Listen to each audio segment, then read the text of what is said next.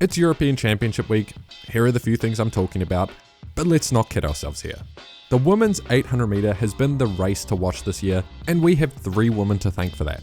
Originally, all talk had been surrounding UK's Keely Hodgkinson, who broke the 24-year-old indoor 800 metre world record earlier this year. Chasing that world record, she betters it by 1 second. And immediately after, was on the hunt to take down the seemingly invincible outdoor 800 metre world record that has stood firmly in place for 42 years. But out of nowhere, the same athlete who came a sizable second place behind her in that world record race would explode to the forefront in both their season opener race and the race to take down this world record. Werro has got half a metre. Hodgkinson trying to fight back with a big shock here. Watch the clock, it's going to be great time. 1:53. Switzerland's Werro running the first 1:53 800 metre since the world record 42 years ago. And then she'd do it again the very next race. It's 1:53.80. And then there's Femke's broeders-bol, who had gotten so sick of taking some of the biggest beatings of all time by Sydney McLaughlin in the 400 hurdles, she'd switched to the 800 metre this year, an arguably even more competitive event, and holy smokes was she good at it. In her very first 800 metre race ever, dropping a 1:59 indoors. But how far here from Bull? I think we can say this has been a wonderful debut. 1:59.04. And over the course of the next 3 races, would drop that all the way down to a 1:55.6, a time faster than Werro was running last year. So now that you're finally all caught up, possibly the weirdest thing about the entire Euros 800 metre final happened before it even started. A poll on Twitter with over 1,800 votes predicting who would win this race had them pinned like this. What the fuck is this piece of shit? This has to be the 8th wonder of the world. Werro has been so dominant this outdoor. I mean, I kinda get it. Leading into the finals, she tripped in the semis, but it was due to interference.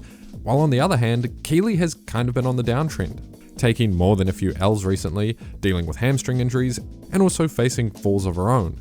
And in hindsight, this poll is even funnier than it already was before the race. Because this race went exactly as you should have expected it. They got into a single file line, ranked by personal best, Werro, Hodgkinson, then Bol, and that's just how it finished. broeders-bol in third. Riki having a good run in fourth, but she's fading. Werro running the perfect line in, and Werro finds daylight and eases away. It's going to be gold for Switzerland, silver for Great Britain. What a race!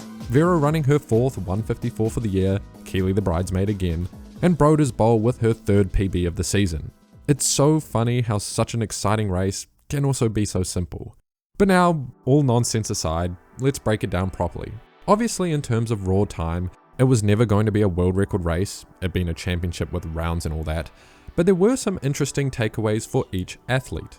Keely not front running was great character development. Since 2024, after Athingmo's disappearance, Keely has been the athlete to chase, hold onto, and try out kick, which they'd sometimes actually do in a championship setting. So it took massive self-reflection to put the ego aside, let Werro take the lead, and pressure her down the home stretch. And this race, it almost paid off. I was convinced when she was starting to whip wide, she might take this win. And overall, it was just great racing. Yet, I think that's what makes reality hit so much harder. Because now the fact is, Werro just faced her hardest competitor, front ran the entire race without even as much as looking back, and she still won. Now that is terrifying.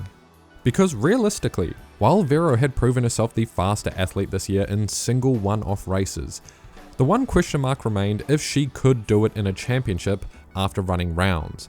And now we know the answer was a dominant yes.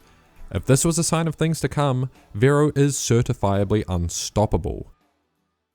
If Femke Bol wasn't such a freak. Have I mentioned this is her first season? I think I might have a few times. Basically, we can apply the same logic to Werro and use it on Bol. Because it was all fun and games when she was running fast in one-off races. But even then, when she was running fast in those races, there was a sizable gap between her and Werro specifically. But to do it in a championship setting, hanging on to the very end after all that extra work of a prelim and a 1:57 in the semi-finals, which she made look way too easy by the way, The only thing I can think of is this event is way better suited to her than the 400 hurdles, and she was already the second best ever in that. And I think we've heard it time and time again, her potential is crazy. But right before this matchup, European Athletics highlighted the rivalry between Keely and Werro, with mentions of broeders-bol as an outside contender for now. And they had this fun video about it with this fascinating graph of just how similar Werro and Keely's progression was through the years. And after actually trailing Keely the entire time, Werro finally overtook her this year, age 22. A pretty cool graph symbolizing how each athlete matures at different rates. Now let's add the entirety of Bol's progression. Just silly, isn't it? Albeit, she is 26, so it technically should be over here, but I'm not sure that really matters anyway. They've still all got years to come. So to draw a conclusion from this race, and everything we've seen unfold this year so far, my opinion on the world record is still very much the same. It's going to go down within the next couple years, it's all just about when exactly that is. But my mind has certainly changed on who I think's gonna do it, and that's Werro or Bol. At the end of the day, when you have three incredibly talented athletes lined up, you have to start taking everything into account, not just raw times. And physically, Bol and Werro share disturbing similarities to what I think made people consider a thing mode the next big thing, until she gave up. They're tall, have unreasonably long legs, significantly more powerful strides compared to Keely and the rest of their competition. They're really just aliens in a sea of normal people. Although, that is just an observation. There are other intangible factors we can't see, and as always, I'd love to be proven wrong. Now let's talk about the men's 200 meters. Remember how last video I called the men's 100 meters disappointing? Well, the 200 meter was an absolute dumpster fire, and in more ways than one. Firstly, besides an out-of-form Zarnell Hughes being the favourite, which is already a red flag, the field was filled with athletes who are at best sniffing outside placings in a semi-finals of a world championship. And while Hughes' 200 semi-final did look incredibly impressive, a dominant and easy 20.05, it all fell apart in the final. But what made this all the worse was Germany's Owen answer with a come-from-behind win to a very mixed crowd reaction. On top with Owen Answer, 1995. It's a windy reading, but Owen... Already just clocking how little cheering is going on for an underdog win was pretty weird, and it's not because the UK crowd is salty because Hughes lost. It's because Owen Answer shouldn't have even been here. He should have been banned. On July 9th, leaving for a flight from Germany to Monaco, Answer outright refused to take a drug test. Plain and simple. And he didn't really give a proper reason outside he wasn't aware of the consequences and didn't want to miss his flight. Firstly, good luck with that excuse in court, and this particular flight is only 2 hours maximum and like €200 round trip. I might be a little off with those numbers. But he literally weighed up saving €100 or destroying his entire career, and he chose to save €100.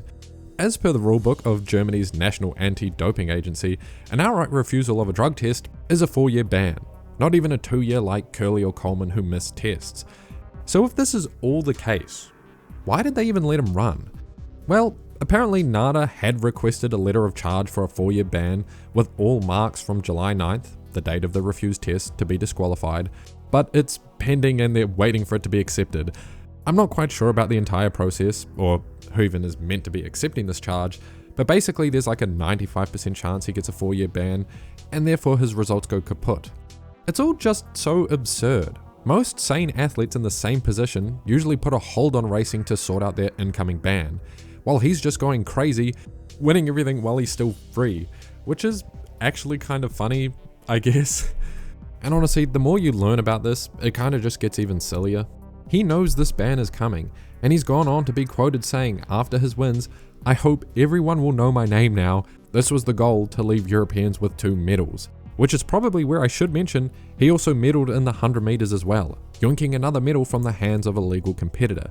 Also, he knocked out his own teammate of the 200 meter final, as well as 2 weeks ago winning the German 100 and 200 meter national championship titles.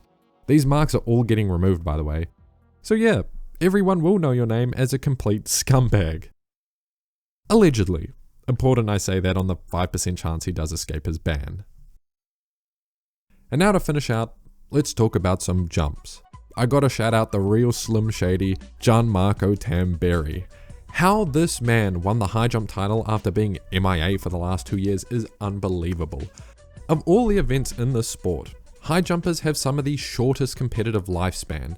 It's an unreal load on a single leg and ankle joint specifically. But at 34 years old, and on the decline, not having cleared over 223 for the past 2 years, Tamberi somehow scrapes his way past every single height. 223 equals season's best, 227 4cm season's best, 230 7cm season's best, until finally 232 a 9cm season best for the win, and the only height he would clear that day without touching. La rincorsa di Gianmarco Tamberi che sale al comando! He's always been a championship competitor. It's not rare to see him struggle for entire seasons and then still walk away with a medal, but this win was on an entirely different scale. In 2024, Tamberi actually won this same title, where in some celebratory showmanship, he poured springs out of his shoes, and it actually went pretty viral. This time, he ripped off his bib to reveal the words, "Guess who's back?" 2 years of awful competing, and he still had faith. And I said it before too, high jumpers don't last long. And to verify that, this was actually the second highest height ever cleared by an athlete aged 34. And now lastly, to close out the video, also Italian, Andy Diaz Hernandez jumped a small Cerca una misura valida. Salto dovrebbe essere buono questo salto lungo. 8.15 in the men's triple, the fourth furthest jump ever out of nowhere. And this was a wicked jump already just based off of that. But with 12 centimeters spare on the board and at 30 years old, I gotta be honest, didn't see any of this coming. So let's just think about that. He hit a 28 centimeter personal best, behind the board by 12 centimeters. He's just put Jonathan Edwards' world record on watch. And then he also had another potential foul jump around the same distance, but 3 centimeters over the board. I need to start paying attention to the men's triple jump. And yep, that's all for this one. See you all next time.